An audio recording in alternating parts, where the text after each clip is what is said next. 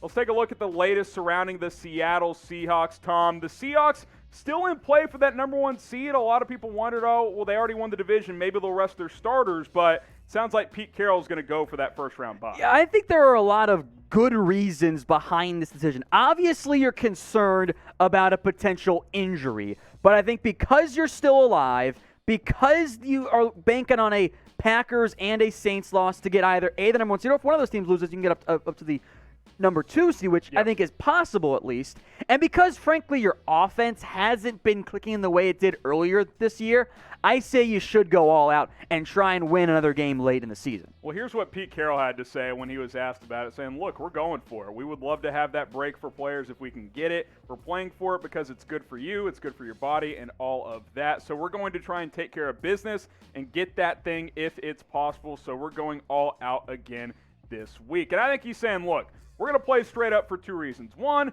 I think that rhythm thing that you're talking about, I think it's important for most teams. Yeah.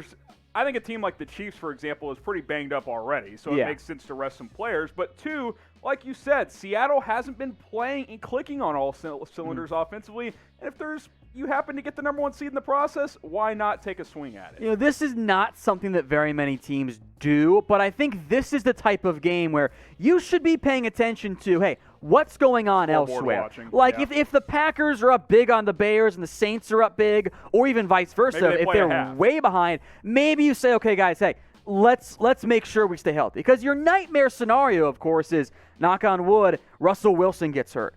Or Tyler Lockett or Metcalf or Jamal Adams or Bobby Wagner or any other key players end up getting hurt. And that's, of course, a risk for every single game. You face that risk, week 1 all the way through week 16. You don't want to totally panic here. But I do think trying to win this game is almost a default for me. Because you're alive, because you're trying to get a very important bye in week 1. All the games are at the same time. It's not like you'll know the results of the other outcomes. Yeah, so you go all out. I think at halftime you see where the scores are of the other games, and if they're still close, you continue to play your guys in the second half. So who gets the number 1 seed in the NFC? It's going to be one of these 3 teams. Type GB for the Packers, type NO for the New Orleans Saints, or type SEA for the Seattle Seahawks. Real quick, Tom, who do you think gets it? I think it's Green Bay. I think they're going to take care of business against a suddenly good again Bears team. I just think the Packers are better, and they win. They get the number 1 seed pretty easy there. We're going to keep you guys covered on everything going around the NFL this offseason and, postseason too. That means news, rumors, a lot of draft coverage, playoff breakdowns as well. If you guys want to stay up to date with a company that actually talks about sports, wild, right? Hit that big red button and subscribe today. The one thing we know, Tom, when the 49ers and the Seahawks meet up, look, San Francisco's out of it this year. Kyle Shanahan's going to play this thing to win. This is an NFC rival and has been for about a decade now out in the NFC West. Yeah. This should be another fun matchup. I am intrigued to see how namely the Niners side approach. We just went in depth on Seattle, how they're going to come out and compete. The Niners have been super banged up this year. They brought back George Kittle, but they're out of the postseason race. They're going to keep trying to compete and win games. Get some more insight, I assume, into C.J. Beathard here. Yep. I am curious to see how motivated San Francisco is. And I give that coaching staff credit. That game against Arizona, they're already out of it. Yep. To be able to come out and play spoiler, that is a sign of a good coaching staff that is able to get buy-in where it might be more difficult to actually pull that off. They physically overwhelmed Arizona in that game. Of note, this game, of course, in Glendale because San Francisco can't play at home in Santa Clara, so this game's still 2020 in Arizona. That's how things go. For the Seahawks, obviously they're focused on their own game, but in terms of trying to get that number 1 seed in the NFC, Tom, they're going to be scoreboard watching. Packers at Bears. If the Packers lose that game, Seattle can move up a slot. Same things with Saints and Panthers. New Orleans gets upset by Carolina, which Carolina played them tough last time. Seattle wins. Those 2 teams lose. They'll get that first-round bye in the NFC. In terms of, you're trying to figure out, okay, what are the odds of that one actually happening? Because even in the own game, the Seahawks win percentage is not 100%. So you're already looking below that number. I'd say in terms of getting that number 1 seed, you're probably looking at 65% of winning that game against the Niners. That feels maybe 70? 70. Somewhere in that range.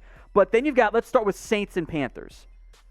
10%. Maybe it's a 25% chance the Panthers win that game. That already cuts down your odds. Then Packers Bears probably around 25% again. I'd say you're looking at maybe a 5 to 10% chance of actually getting that number 1 overall seed. but that's a chance. And, of course, the 49ers looking to play spoiler in this one. So predict the score for us. Type your score predictions in the comment section. Seahawks, 49ers, as Seattle looking to possibly move up in the playoff standings, while San Francisco looking to play spoiler.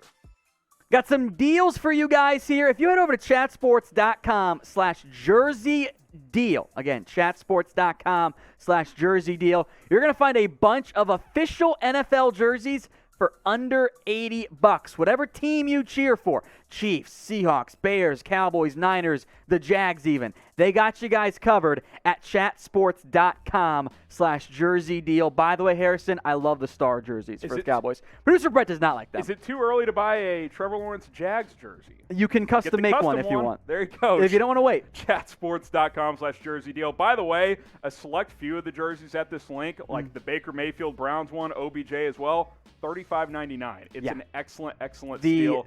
Lots of good deals. Chatsports.com/jersey deal. That link will be in the comments and in the description.